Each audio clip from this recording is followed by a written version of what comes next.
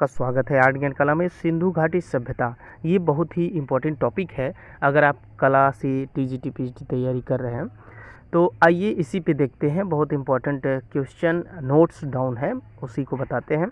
तो हड़प्पा टीले की खोज सर्वप्रथम कब हुई? तो 1878 ईस्वी में कनिंघम ने किया था।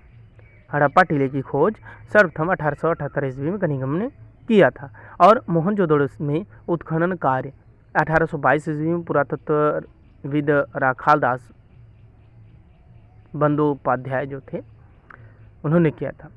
और मोहनजोदड़ो से प्राप्त नर्तकी की मूर्ति किससे बनी है? तो कांसे से बनी है, कांसे की बनी है मोहनजोदड़ो से प्राप्त नर्तकी की मूर्ति। और इम्पोर्टेंट है कि सिंधुकालीन भवनों के निर्माण में पक्की ईंटों का प्रयोग किया गया है। ध्यान दीजिएगा कि सिंधुकालीन भवनों के निर्माण में पूछा जाता है किस प्रकार की ईंटों का प्रयोग किया गया है, तो पक्की ईंटों का प्रयोग किया गया है। आद्य ऐतिहासिक स्थल आगे देखते हैं। आद्य ऐतिहासिक स्थल विशाल स्नानागार, ये मोहनजोदड़ो से है। तो पूछा जाता है, ये जो कि आप जानते भी हैं लेकिन कभी कभी कन्फ्यूजन हो जाता है, तो आप जानते रहिए कि विशाल स्नानागार मोहनजोदड़ो। सिंधु घाटी सभ्यता में पुजारी की मूर्ति चूना पत्थर से बनी है, ये भी जानते रहिए, बहुत इंपॉर्टेंट है, पूछा जाता है। सिंधु घाटी सभ्यता में पुजारी की मूर्ति चूना पत्थर से बनी है। सिंधु घाटी सभ्यता के चित्रकला के उत्कृष्ट उदाहरण किस प्रकार प्राप्त होते हैं? तो मिट्टी के बर्तनों पर प्राप्त होते हैं। और सिंधु सभ्यता के पात्रों में लाल रंग चढ़ाकर काले रंग से चित्रण किया गया है। सिंधु घाटी से प्राप्त मृण मूर्तियों में नारी मूर्तियों की संख्या अधिक है। ध्यान दीजिएगा कि नारी मूर्तियों की संख्या अधिक है। और हड़प्पा पंजाब के रावी नदी के तट पर खुदाई 1821 ईस्वी में दयाराम साहनी ने, जो कि पाकिस्तान में पड़ता है, ठीक है, रावी पाकिस्तान पड़ता है, तो 1821 ईस्वी में दयाराम साहनी ने किया था हड़प्पा की खुदाई।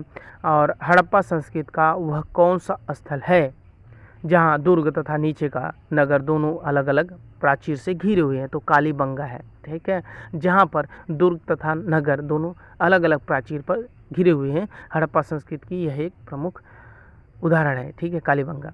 तांबे का हंस कहाँ प्राप्त हुआ है? तो लोथल से प्राप्त हुआ है तांबे का हंस। और विशाल शमशान पूछा जाए तो हड़प्पा से प्राप्त हुआ है।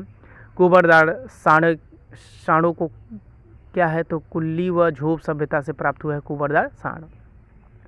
और प्रस्तर युग के औजार की खोज भारत में सर्वप्रथम कब हुई? तो ब्रूसफुट ने किया था, ठीक है, किसने किया था? तो ब्रूसफुट ने किया था प्रस्तर युग के औजार की खोज। और बैरागढ़ पर्वत श्रेणी मध्य प्रदेश में है। प्रागैतिहासिक चित्रों में किस पशु का चित्रण सबसे अधिकांश हुआ है? तो बारहसिंगा का अधिकांश हुआ है। और सबसे अधिक धनुर्धरों का चित्रण पंचमढ़ी क्षेत्र से हुआ है, पंचमढ़ी से हुआ है सबसे अधिक धनुर्धरों का चित्रण। दोस्तों, ये वीडियो अगर अच्छा लगा हो तो प्लीज़ लाइक करें, अपने दोस्तों तक शेयर करें। अभी और बताते हैं, कहीं छोड़ के जाइएगा मत। 1922 ईस्वी में होशंगाबाद आदमगढ़ के शैल चित्रों की खोज किसने की थी? तो श्री मनोरंजन घोष ने की थी। Doctor G.R.. हंटर ने किस क्षेत्र में शैल चित्रों में प्रकाश में लाने का कार्य किया था? तो पंचमढ़ी क्षेत्र को प्रकाश में लाने का से जाता है किसको? जी.आर. हंटर को। किस प्रागैतिहासिक स्थल पर गुफा मंदिर की छत पर चित्र बने हैं? तो भोपाल के मनवा मान की टोकरी पर, ठीक है, गुफा मंदिर की छत पर चित्र बने हैं। मनुष्य की आदिम अवस्था को व्यक्त करता हुआ कपि मानव किस क्षेत्र से प्राप्त हुआ है? तो सिंघनपुर से प्राप्त हुआ है। मनुष्य की आदिम अवस्था को व्यक्त करता हुआ मानव सिंघनपुर से प्राप्त हुआ है। अब आगे देखें तो सिंधु घाटी सभ्यता में सबसे बड़ा नगर मोहनजोदड़ो है। और सिंधु सभ्यता का वह कौन सा स्थल है जिसकी खोज सर्वप्रथम हुई? हड़प्पा हुई। तो हड़प्पा की सर्वप्रथम खोज हुई थी, इसलिए इसे हड़प्पा सभ्यता के नाम से जाना जाता है। लेकिन सबसे बड़ा जो नगर है वो मोहनजोदड़ो है।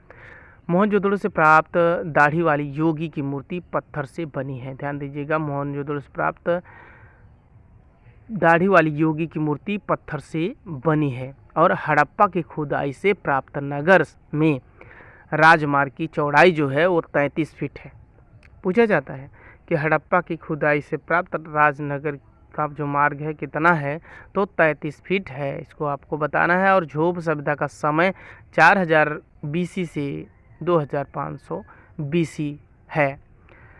बिना सिर की मिट्टी की मूर्ति किस सभ्यता से प्राप्त हुई? तो क्वेटा सभ्यता से प्राप्त हुई है और पुरातात्विक स्थल कालीबंगा राजस्थान में है। ठीक है, अब आगे देखें तो भारत में कांस्य युग का प्रारंभ लोथल सभ्यता से माना जाता है। ये बहुत इंपॉर्टेंट है, ध्यान दीजिएगा कि भारत में कांस्य युग का प्रारंभ जो है लोथल सभ्यता से माना जाता है। और जिस मर्तबान पर पंचतंत्र की कहानी धूर्तलोमड़ी है लोथल है वह। ठीक है, लोथल से पंचतंत्र की कहानी जो धूर्तलोमड़ी है वह ज्ञात होता है। कहाँ से? लोथल से।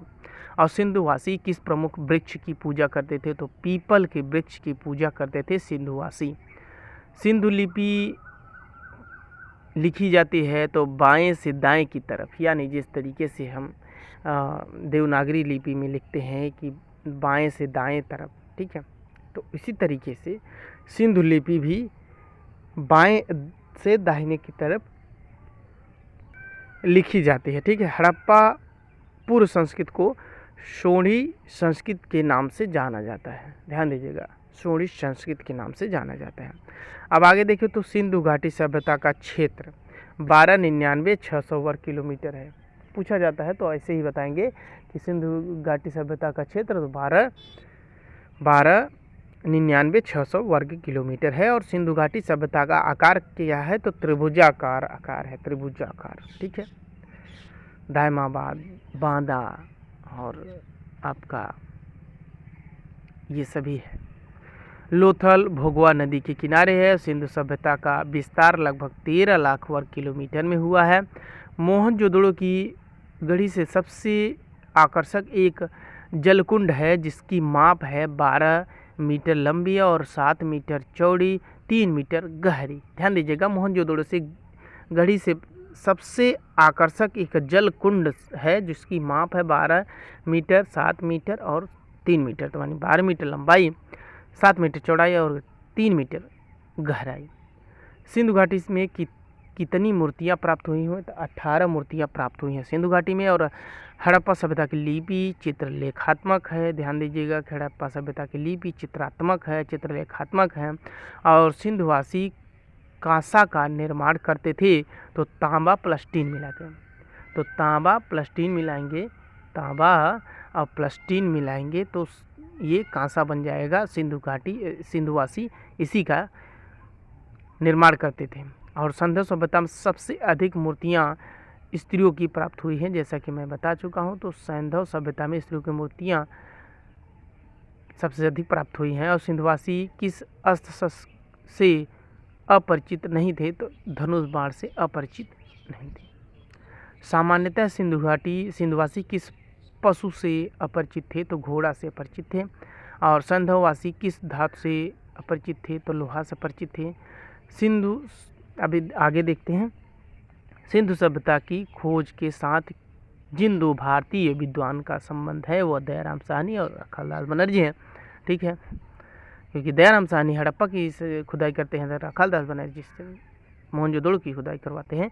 और सिंधुवासी मातृ देवी के रूप में किसके उपासक थे? तो जननी के उपासक थे, यानी मातृ देवी के रूप में किसके उपासक थे? तो जननी के उपासक थे। और मोहनजोदड़ो पाकिस्तान में कहाँ स्थित है? तो लरकाना ज़िले में स्थित है। और हड़प्पा के पतन के पश्चात उदय हुआ तो कब्रिस्तान, झूंगर, झांगर सभ्यता का आविष्कार हुआ, माने उदय हुआ था।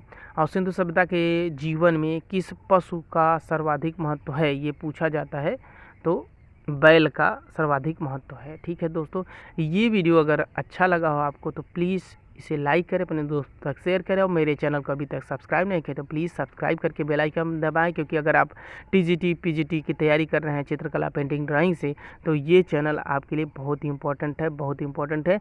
और हमारे टेलीग्राम चैनल पे आप जुड़ सकते हैं। टेलीग्राम चैनल पे जुड़ के वहाँ से आपको नोट्स मिलेंगे और बहुत सारे क्वेश्चंस मिलेंगे, बहुत सारे PDF मिलेंगे, बहुत ही आप के क्वेश्चंस जो भी कमेंट्स में आपके आंसर नहीं पहुंच रहे हैं वहाँ के जरिए आपको वहाँ पे नोट डाउन करा दिया जाएगा। ठीक है, आपका क्वेश्चन पढ़ा जाता है, बस आपको केवल वहाँ पे आंसर मिल जाएगा।